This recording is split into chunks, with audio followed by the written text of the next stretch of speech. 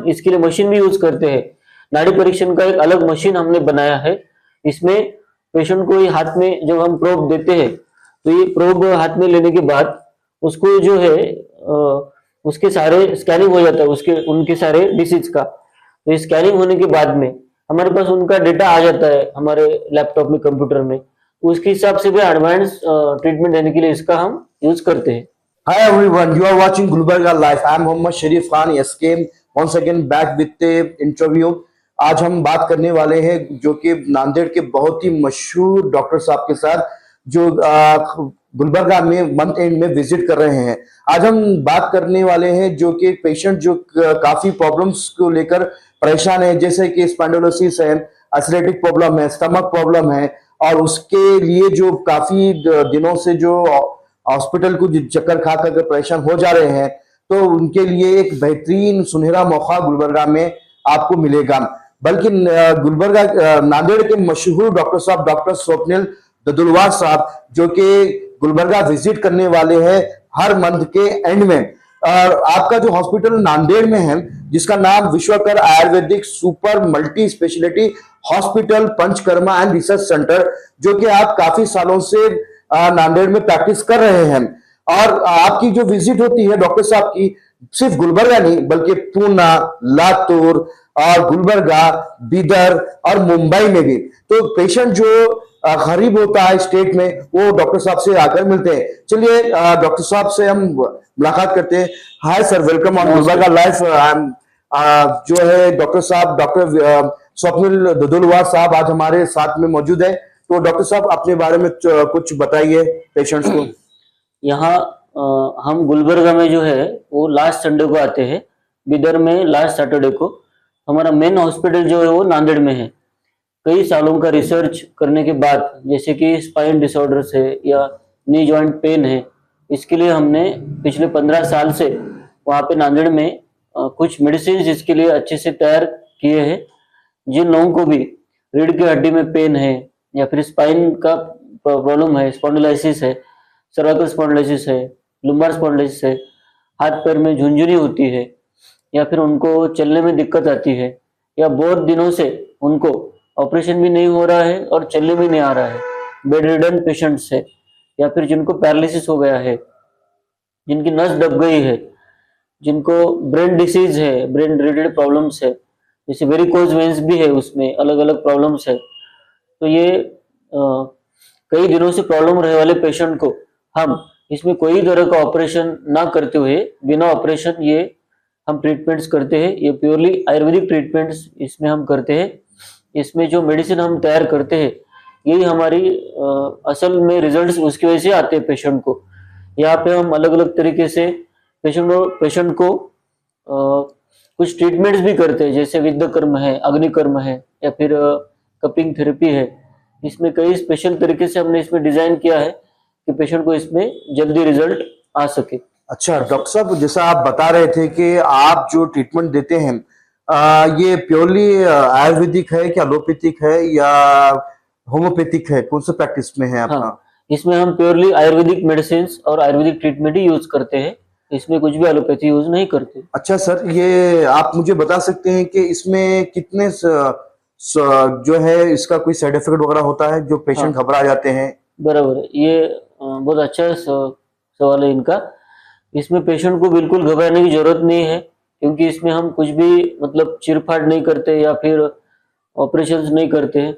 इसमें खाली मेडिसिन से, बाहरी लेप देने से, बाहरी ऑयल देने से, ये सब बाहरी ट्रीटमेंट्स इसमें हम करते हैं।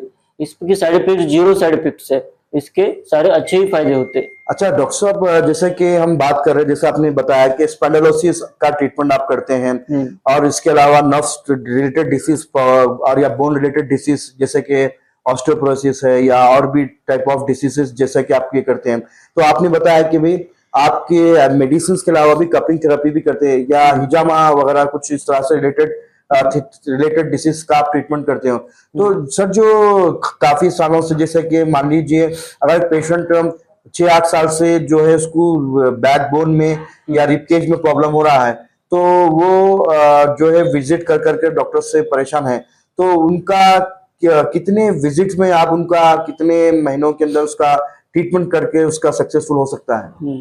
इसमें कैसा है, पेशेंट्स अलग अलग टाइप के होते हैं, उनका रीजन क्या है पहले तो हमको ये जानना पड़ता है कि उनको हुआ किस कारण की वजह से है। अगर नया नया डिसीज है, उनको मतलब डिसीज होके कुछ ही दिन हो गए हैं, 2 महीने 5 महीने, तो इसमें डिसीज जाने के लिए टाइम नहीं लगता है। कई सारे पेशेंट ऐसे हैं कि 1 महीने के कोर्स में भी बहुत अच्छे हो जाते हैं, उनको नेक्स्ट विजिट करने की जरूरत ही नहीं पड़ती है। लेकिन कई सारे पेशेंट्स को 5 साल से, 2 साल से, 10 साल से, या फिर गोली खाकर भी उनको कई भी जगह उसका रिजल्ट जो है नहीं दिखता है। उसमें कारण क्या रहते हैं? जैसे एक पेशेंट आज हमने देखा, उसमें रिजल्ट था कि उसको हड्डी बुखार था और 23 साल की लड़की थी वो, उसकी नेक पेन था और कमर में दर्द था। तो उसकी माताजी बोली कि हमने इसके लिए 6 साल से हम परेशान हैं, कहीं भी हमारा ट्रीटमेंट नहीं हुआ, लेकिन हमने उसका निदान आज किया और उसको दवाई दी, तो उसको काफी हद तक हमने ट्रीटमेंट करने के बाद आराम मिला। तो ऐसे रहता है उसका। असल में आयुर्वेद में जो निदान पद्धति है, डायग्नोसिस है, वो हम 2 तरीके से करते हैं इसमें। एक तो हम पल्स डायग्नोस करते हैं, नाड़ी परीक्षण से हम डायग्नोस करते हैं। पुरानी एंशियंट मेथड है हमारी, 5000 साल पहले की नाड़ी परीक्षण पद्धति है, वो हम नाड़ी परीक्षण यूज करते हैं पेशेंट को डायग्नोस करने के लिए।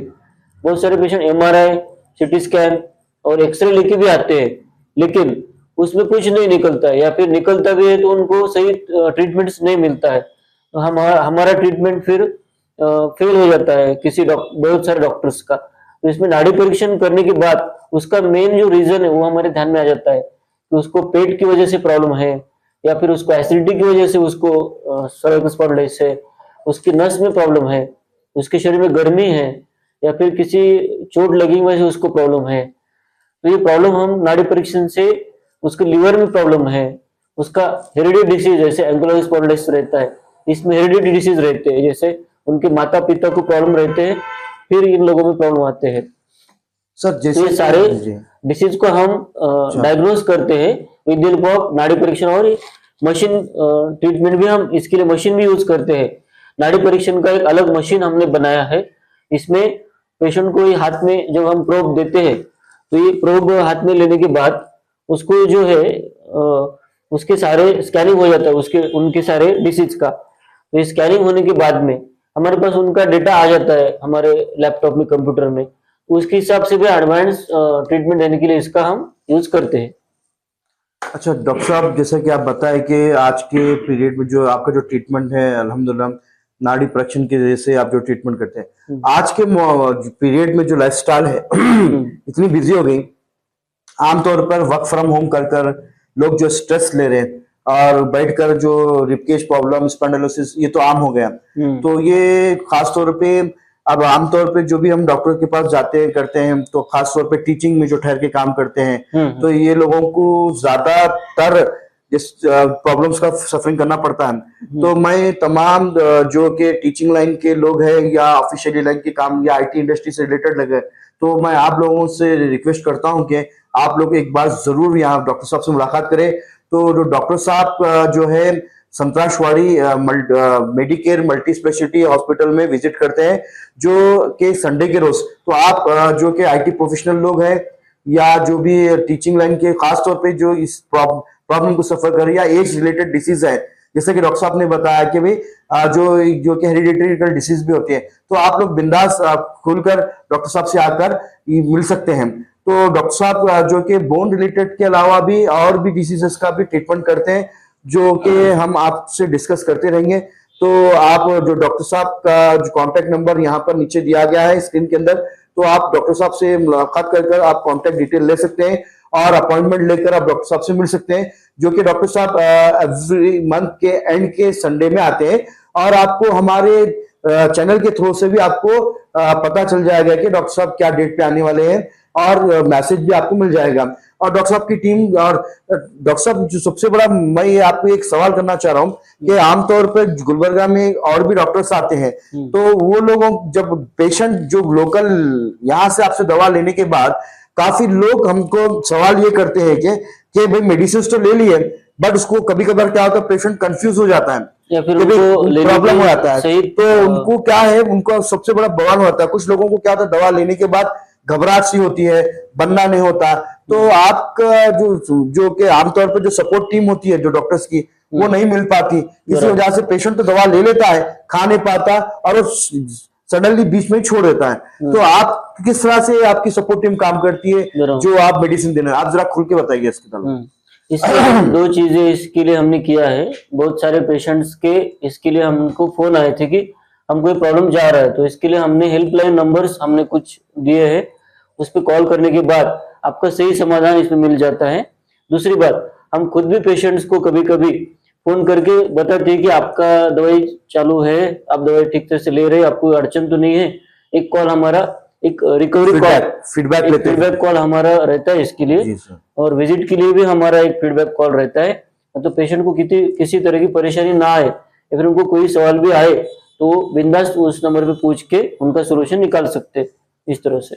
ओके, वंस अगेन डॉक्टर साहब का आपका बहुत बहुत शुक्रिया कि आपने अपना कीमती वक्त हमें दिया और एक्सक्लूसिव इंटरव्यू देकर आपने सारी चीजों का खुलासा किया।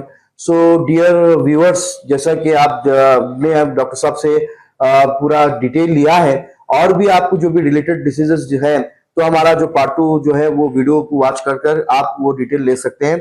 सो थैंक यू डॉक्टर साहब for giving a valuable time, and once again keep sharing, keep watching, keep subscribing Gulbarga life channel. Have a nice time. Jai Hind.